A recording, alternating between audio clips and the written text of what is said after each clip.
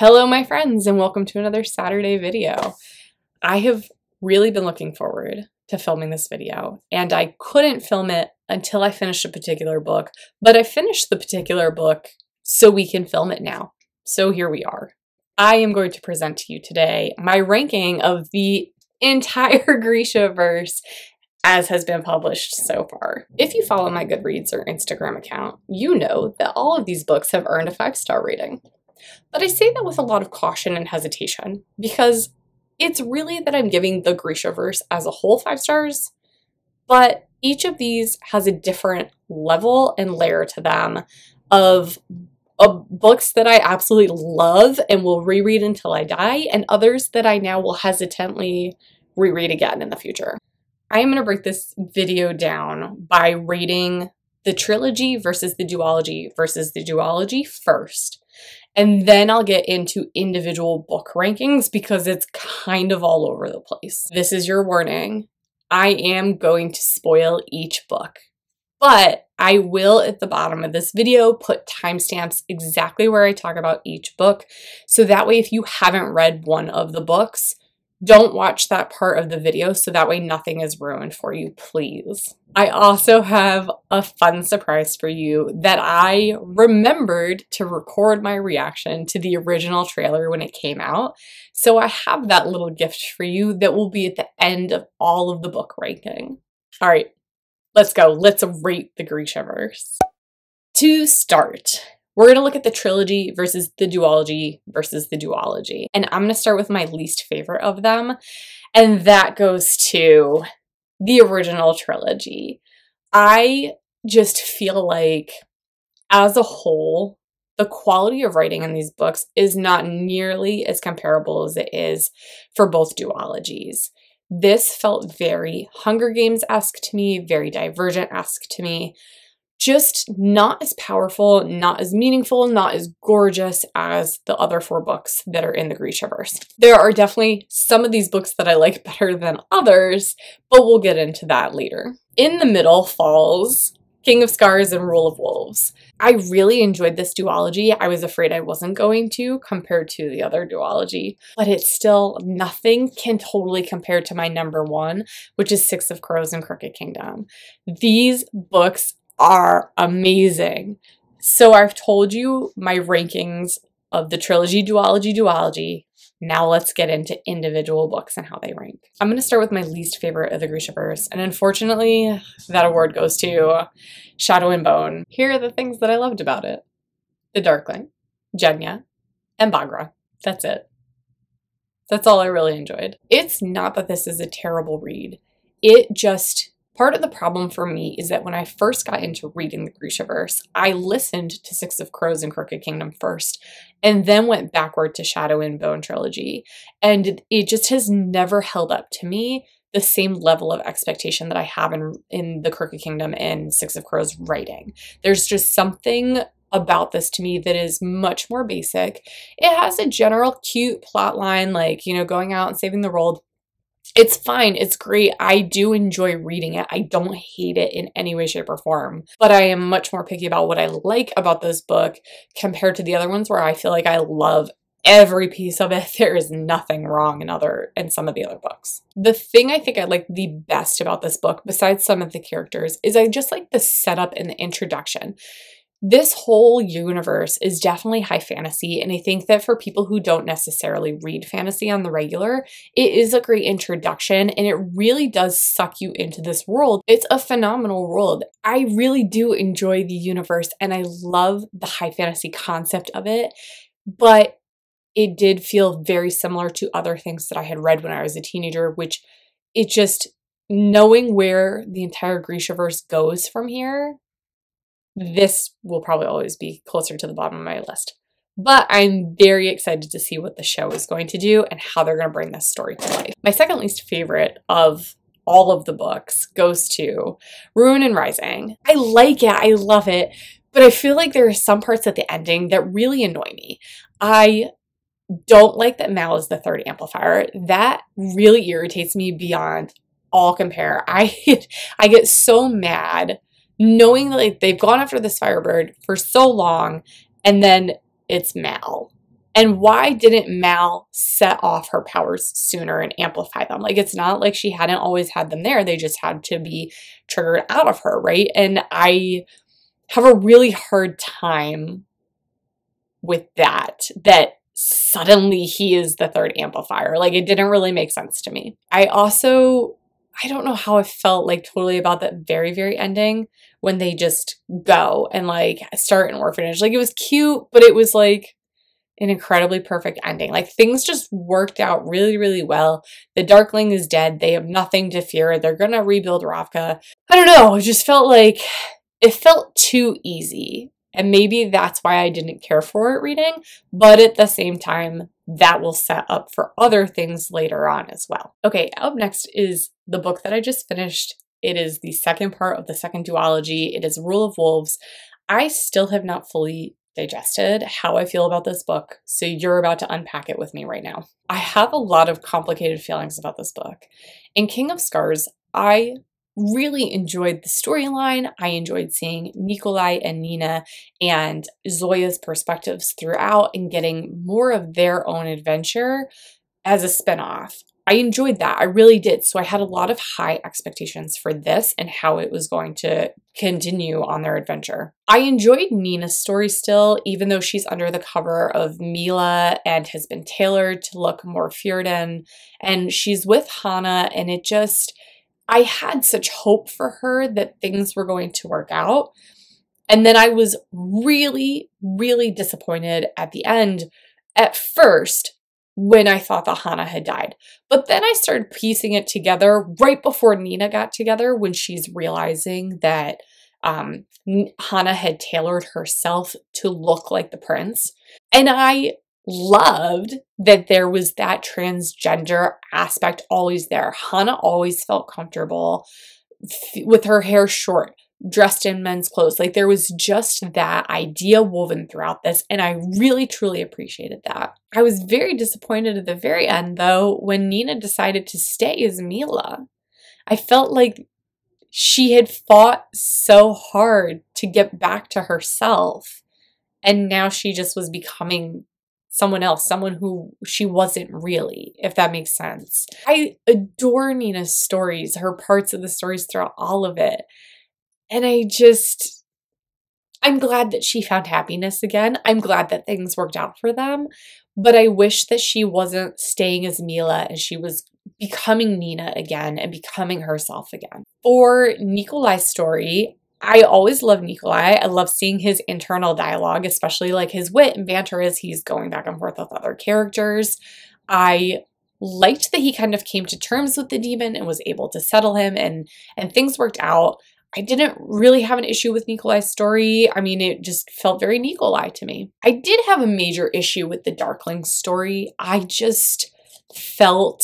was so shocked when he came back in King of Scars at the very, very end. And I was really looking forward to seeing what he was going to do this time.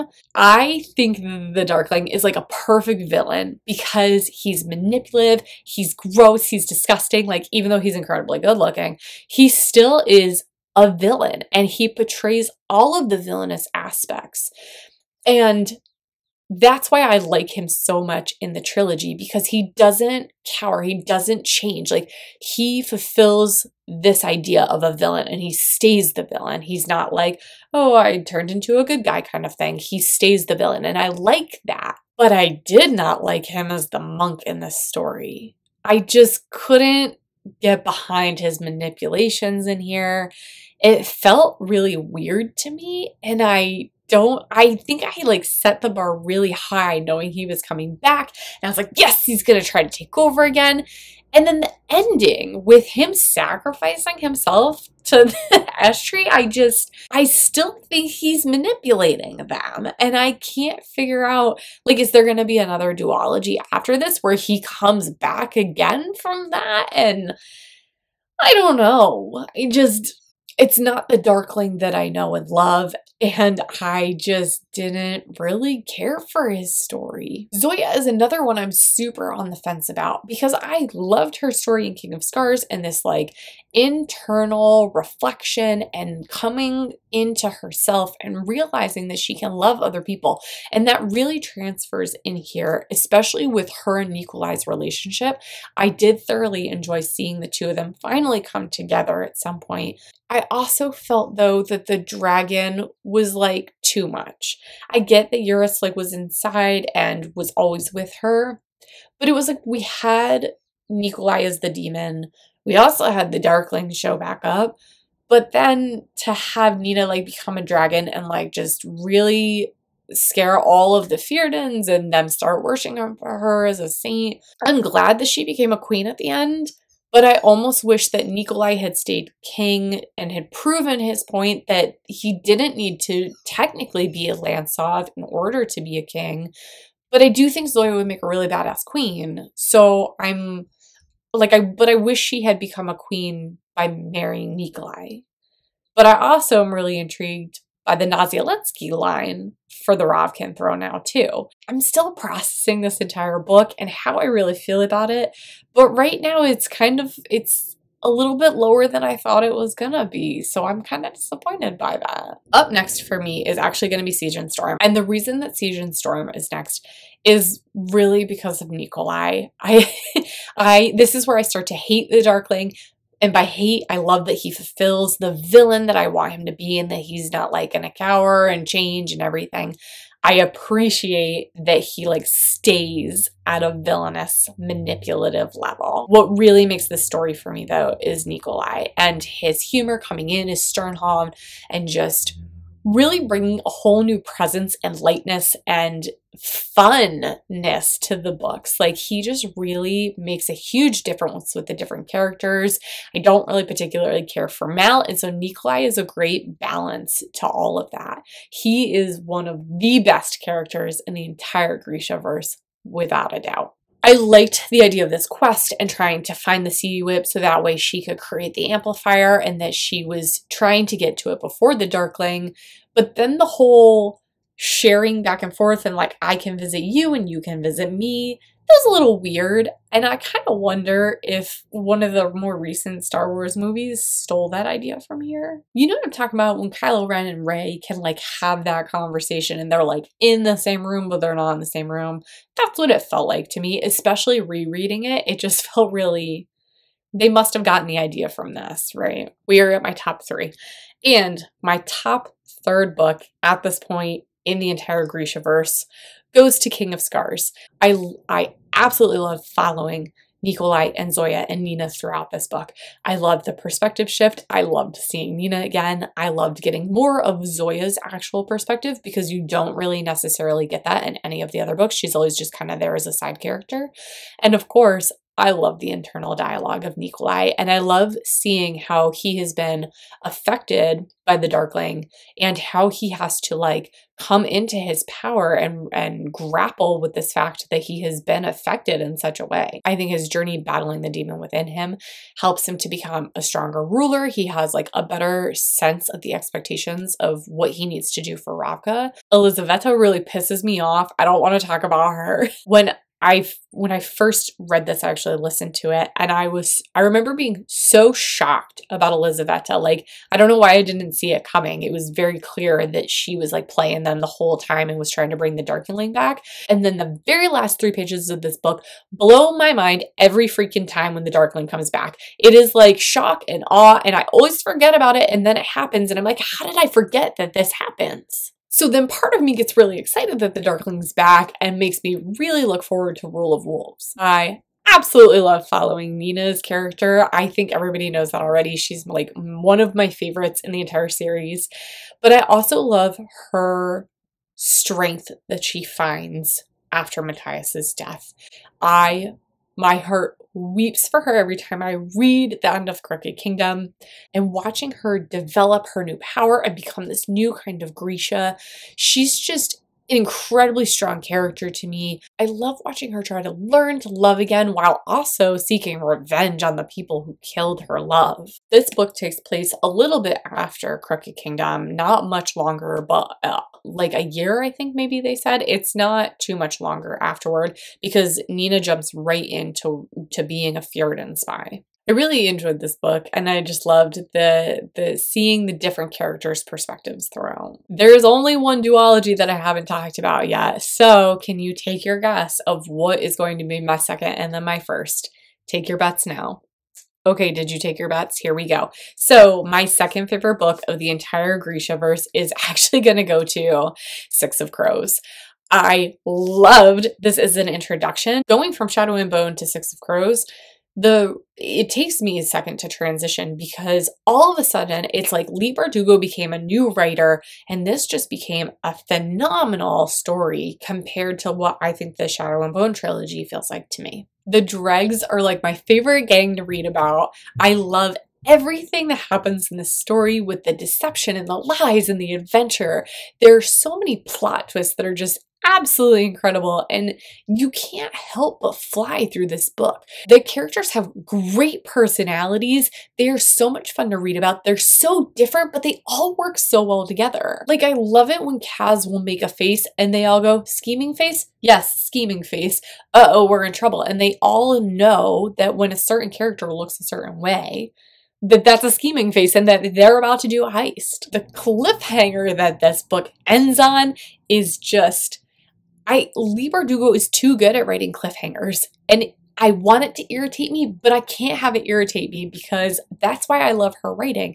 I love the suspense that she puts into all of her stories. The reason that Crooked Kingdom is my number one is because you get much more backstory of some of the characters. And I love that. I love seeing what makes them tick and how they became part of the Dregs and how they just got involved in this kind of society. The ending of this book absolutely stresses me out because of how much I worship Nina and Matthias together, and I love them, and I hate the ending of this book, but I love the ending of this book. It's a very complicated relationship that I have with this series, but this is probably my number one favorite series, though, to read, like, ever. I also really enjoy throughout this book that it brings in Sturmhond and Zoya and like all of these other characters that you were introduced to in the Shadow and Bone trilogy all of a sudden start making appearances. And that's what I really love about this universe, is that not only the characters aren't stuck with the duology or trilogy that they're a part of. They intermingle. There are characters from Shadow and Bone that show up again in King of Scars. There are characters from here that show up again in Rule of Wolves. It's just a phenomenal web of how everything comes together, and I just love, love, love this series so much. All right, so that has been my official ranking of the Grishaverse. Crooked Kingdom, then Six of Crows, King of Scars, Siege and Storm, Rule of Wolves, Ruin Rising, and then Shadow and Bone. And of course, I would love to do this again if anything else comes out in the future, but I would probably wait. If it's going to be like another duology, I'll wait until the duology is complete before then re-ranking everything. I hope that you enjoyed my thoughts about my own personal ranking of the Grishaverse, and if you had to skip around because of the books and spoilers and stuff, I get it, but that just means then that you need to go read more of the Grishaverse books. That is almost all that I have for you this Saturday. My reaction to the original Shadow and Bone trailer when it first came out is just after this, so stick around if you want to just watch me stare in awe at my phone screen. I hope you have a wonderful Saturday, and I will see you back here next Saturday for a new video. Bye, friends. I swear to God, if they don't post this until like Pacific Standard Time, I'm gonna flip. It's 2 minutes after 11. Come on. Anytime now. I need them to post this 3-minute long video so I can watch it before I go. I've waited this long.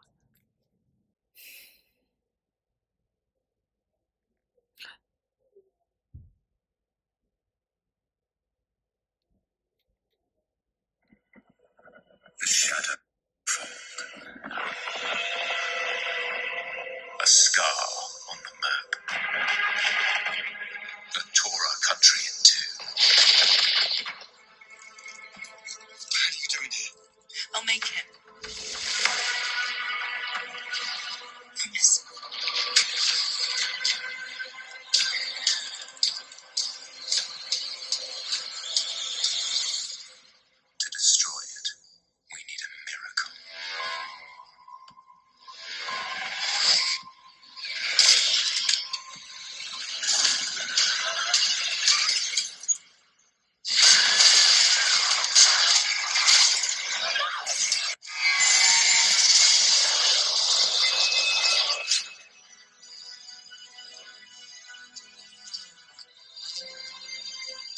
actually saw what happened. We were attacked. Then there was a searing light.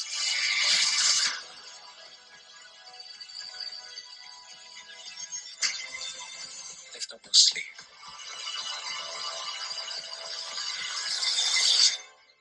What are you?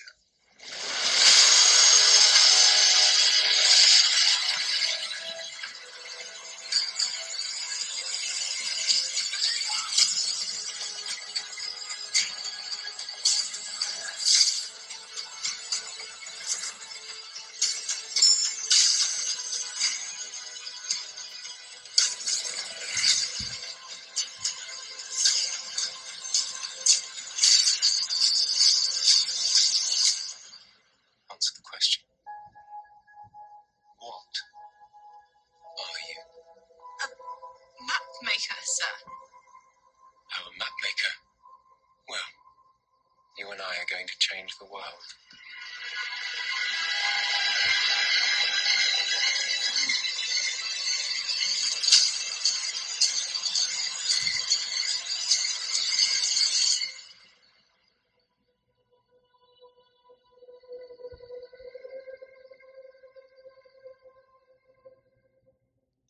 Full body chills. Full body chills.